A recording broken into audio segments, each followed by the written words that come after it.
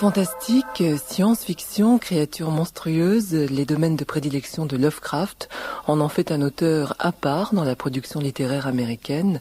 Bienvenue dans la Maison Maudite.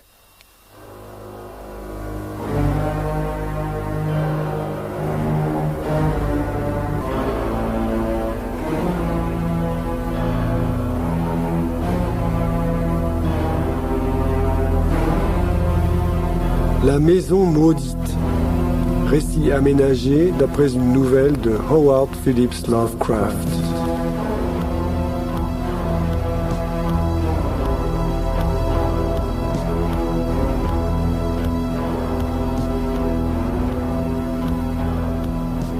Ronnie participe souvent même aux pires horreurs. Je n'en voudrais pour preuve que ce qui est arrivé dans la vieille ville de Providence, où vers 1840, Edgar Allan Poe avait coutume de venir lorsqu'il faisait une cour désespérée à cette excellente poétesse, Madame Whitman. Poe descendait généralement au manoir dans la rue des Bienfaits, et sa promenade favorite le menait vers le nord chez Madame Whitman, et de là au cimetière voisin de Saint-Jean, dont l'amoncellement de pierres tombales datant du XVIIIe siècle le fascinait. Or, et c'est l'ironie de la chose, au cours de ces promenades si fréquentes, le grand maître mondial de l'horreur et de l'insolite devait passer devant une maison située du côté est de la rue, vieille bâtisse crasseuse, perchée sur le contrefort d'une colline abrupte, flanquée d'un grand jardin en friche, remontant à l'époque où cette région n'était guère civilisée. Il ne semble pas qu'il ait jamais écrit sur cet endroit ni qu'il en ait parlé. Il ne semble pas non plus qu'il l'ait jamais remarqué.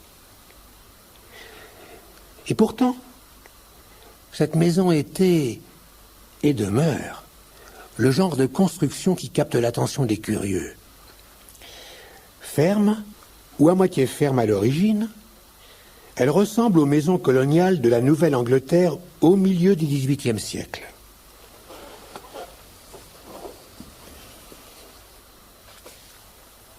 Demeure cossue, toit en pente et agule, porche géorgien, lambrissé à l'intérieur selon le goût du temps, exposé au sud, virgule, décoré d'un pignon, entrée jusqu'aux fenêtres du rez-de-chaussée dans l'épaule de la colline qui se dresse à l'est, virgule, elle révèle du côté de la rue l'intimité de ses fondations.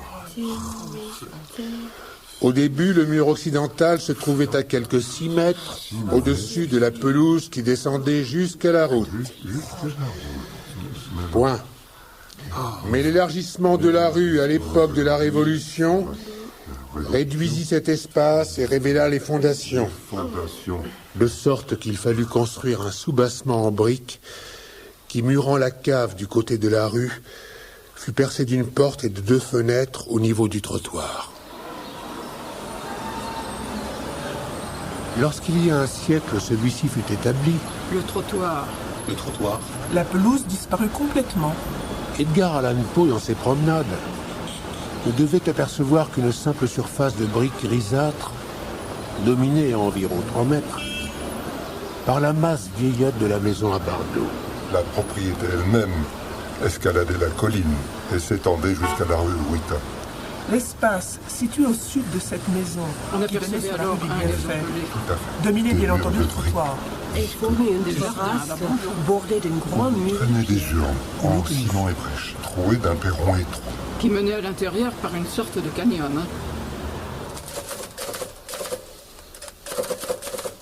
Tout ce que je sus dans mon enfance de la Maison Maudite, c'est qu'on y mourait comme des mouches. C'est pourquoi les premiers propriétaires avaient déménagé une 20aine d'années après l'avoir construite. Cette maison était manifestement malsaine.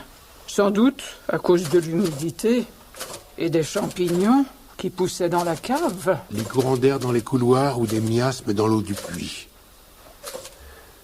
Tout cela n'était guère encourageant. Il faisait l'objet de commentaires appropriés de la part des personnes que je connaissais.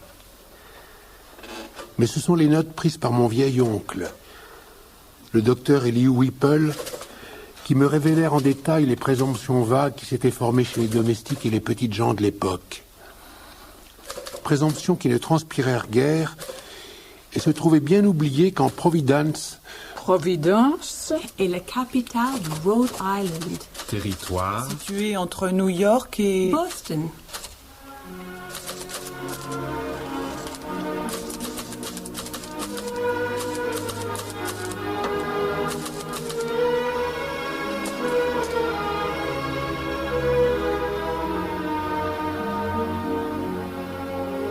Il est de fait que cette maison ne fut jamais considérée par la majorité des habitants comme vraiment hantée.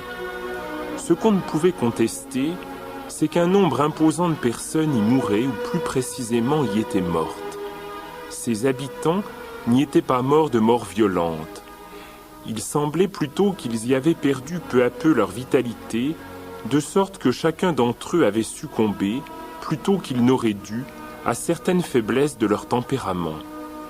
Mais ceux qui n'étaient pas morts avaient éprouvé à des degrés variables une sorte d'anémie ou de consomption, parfois un déclin de leurs facultés mentales qui prouvait bien l'insalubrité de l'édifice. Les maisons voisines, il convient de le souligner, ne semblaient pas le moins du monde affectées des mêmes désordres. C'est du moins ce que j'avais appris, avant que mon enquête obstinée amena mon oncle à me communiquer les notes qui nous décidèrent à entreprendre nos hideuses recherches. Dans mon enfance, la maison maudite était vide, cernée de vieux arbres stériles et noueux, d'une pelouse envahie de hautes herbes aux formes fantastiques et d'une végétation aux dessins cauchemardesques qui emplissait la terrasse où les oiseaux ne s'attardaient guère.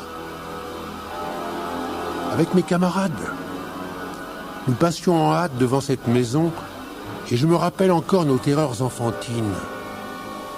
Non seulement devant l'étrangeté morbide de cette végétation sinistre, mais également devant l'atmosphère et l'odeur épouvantable de cette maison ruinée dont nous forcions souvent la porte d'entrée pour éprouver des frissons. C'était la cave, humide et suintante, qui suscitait en nous la répulsion la plus forte. Bien qu'elle fût située au-dessus du niveau de la rue et qu'un mur de briques percé de fenêtres et d'une porte la sépara du trottoir où passaient les voisins. Nous étions toujours pris entre le désir d'y venir pour éprouver une fascination spectrale et celui de l'éviter, de peur de compromettre notre santé morale. L'odeur qui imprégnait l'ensemble de la maison y était plus forte qu'ailleurs. D'autre part, nous abhorrions les champignons blancs qui, par les étés pluvieux, poussaient subitement sur le sol moisi. Ces champignons, aussi grotesques que la végétation de la cour, avaient des formes vraiment horribles.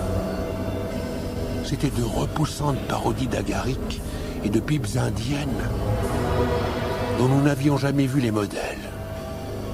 Ils pourrissaient très vite et avant de disparaître, émettaient une légère phosphorescence.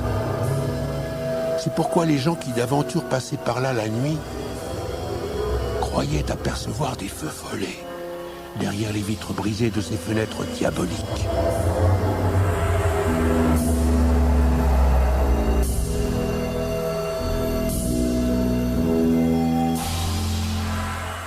Même dans les circonstances les plus romanesques, nous ne visitions jamais la cave la nuit. Mais au cours de certaines de nos visites diurnes, nous pouvions remarquer le phénomène de phosphorescence surtout par les jours sombres et humides.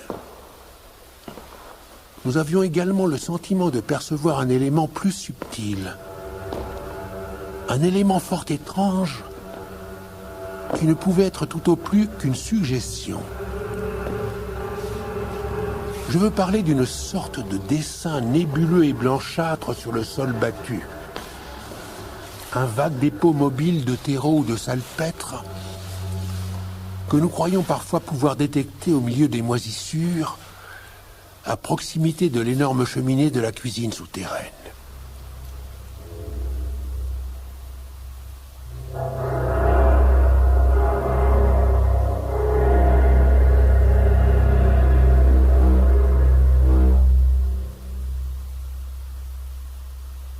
De temps à autre, nous avions le sentiment que ces dessins ressemblaient étrangement à une forme humaine, recroquevillée en chien de fusil. Bien que généralement cette ressemblance fût factice. Très souvent, ce dépôt blanchâtre n'était guère apparent. Un après-midi pluvieux, où cette illusion était particulièrement forte, et où de plus, j'avais cru percevoir une sorte d'exhalaison jaunâtre et tremblante s'élever du dessin azoté vers la cheminée béante. Je m'ouvris de mes soupçons à mon oncle. Une sorte d'exhalaison, dites-vous? Oui, c'est cela.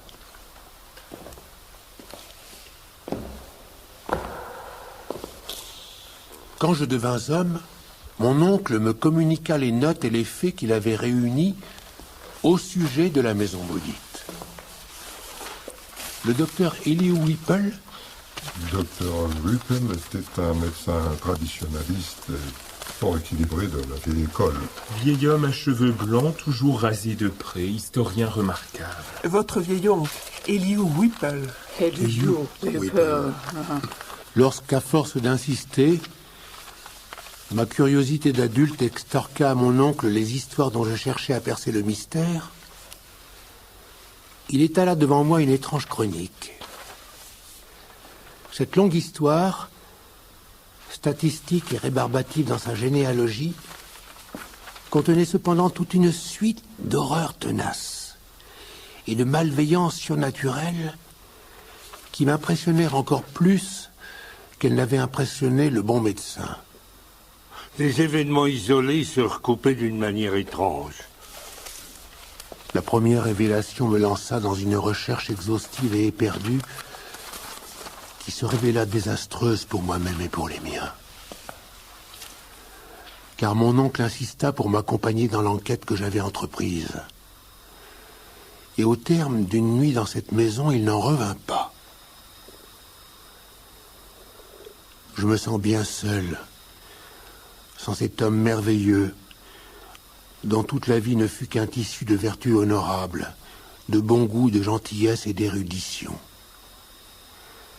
J'ai fait élever une urne de marbre à sa mémoire dans le cimetière de Saint-John. Que Poe aimait tant.